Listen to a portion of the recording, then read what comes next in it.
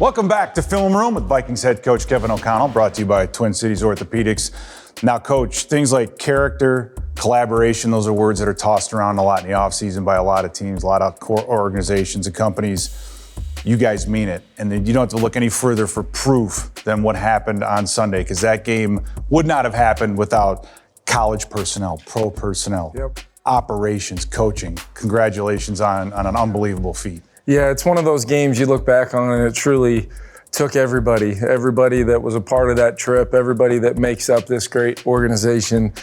So many different facets of things we had to overcome together, but that was the best part, is not one time did anybody look at it like, doom and gloom. How are we gonna, maybe we should just pack it in and move on to the next. Every Sunday in the NFL is hard. It's hard to win.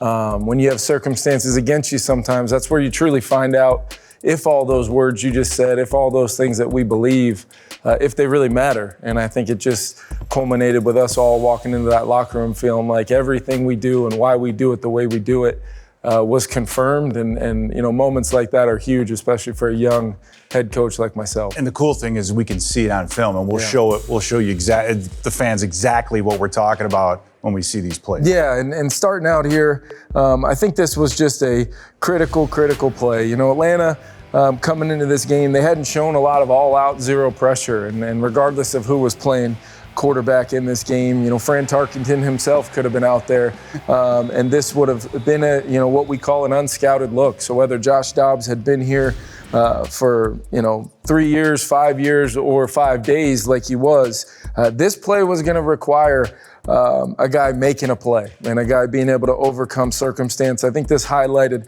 a lot of things. So we're in a scenario here where they decide to bring a zero pressure, which they're totally allowed to do within the rules of professional football. They don't have to tell us what they're going to do. But in a normal scenario, we would probably have some tools right here to try to block this thing up and take advantage of one-on-one coverage, because you can clearly see they've got 4 guys covering our 4, and they've got the rest of their crew up there at the line of scrimmage. All those players are going to be coming right here. So we're in a 6-man protection. So what does that mean? We are short 1 player for sure. Even with the dropper dropping out from the interior, they've basically bought our protection at this point. So now this player is going to be free. And Josh Dobbs happened to be looking over there with the progression on Jordan and Brandon Powell. Whether he gets the ball out quickly to his hot right there, if he has to, that would look great on a chalkboard. Greg Joseph's probably trotting out there for 3 points. But in this case, as you can see, Josh is able to avoid a free runner. And then at this point, this is where Josh Dobbs being in there and playing quarterback for the Minnesota Vikings is very fun as a coach, because you can see me down here. I don't have a lot of experience with this. I'm pointing at the end zone for some particular reason. Josh Dobbs is well aware of where that end zone is. But what I want fans to look at right here is as he turns the corner, which in the NFL, turning the corner, much easier said than done with how fast defenders are. But let's just take a look right here at Cam Akers. We lost him to an Achilles injury, but I just want people to see in a nutshell why we felt like we had to go get this player.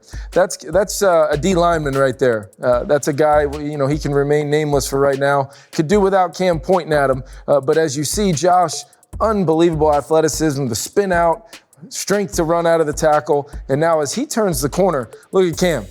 He knows now. Cam knows I am his personal protector to try to have him have a chance to get in the end zone. There's a free defensive lineman who did read out of the pressure, who's basically responsible for the quarterback scramble right here. And there's going to be a meeting of those 2 arrows and about an 80-pound difference right here.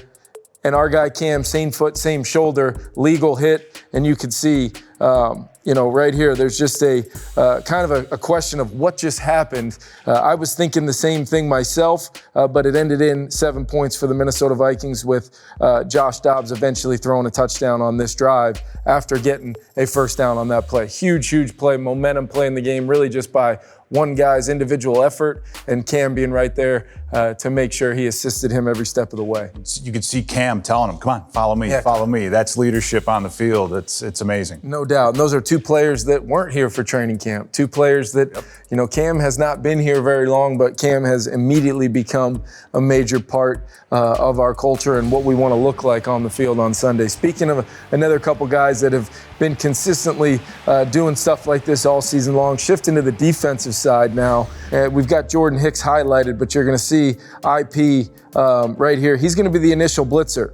We're trying to send both those guys through. It's kind of a hug-up pressure for Jordan Hicks off of this. But when we watch this thing, you can see him bulldozing and eventually getting to Heineke right there, and then Jordan finish it. But when we watch this from the end zone, I just want people to see just the physicality at which IP hits this thing. They essentially have two offensive linemen on him, probably giving up a combined 350 pounds right there, and he essentially puts those guys on their back. Let's take one more look at that and just try to digest what happens right here. Jordan ends up cleaning this up. Jordan's been all over the place. He's got 1,000 tackles and a bunch of plays, but IP really making that all happen on a critical down right there. Thought that was a huge play. Our defense just kept making little plays along throughout the course of the game that set us up to get off the field, get Josh Dobbs and the offense the ball back, especially in critical moments there in the second half. Speaking of which, the way you come back from some early adversity, first of all, our defense holding them to 3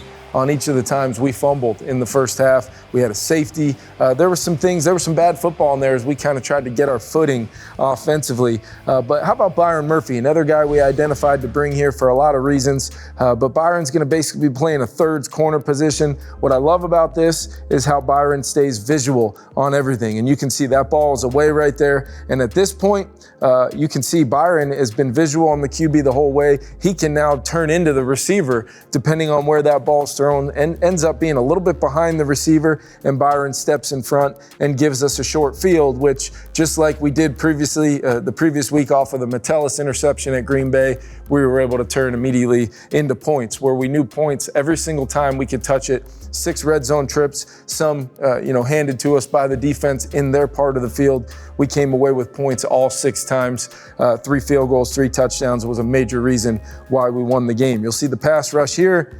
Guys trying to defeat the one-on-one blocks, just closing the pocket. Who do you see showing up right there? I believe that was DJ Wanham. Once again, DJ, Danielle Hunter, guys continuing to show up over and over again in games. We have a saying around here that gets thrown out quite often, being at your best when your best is required.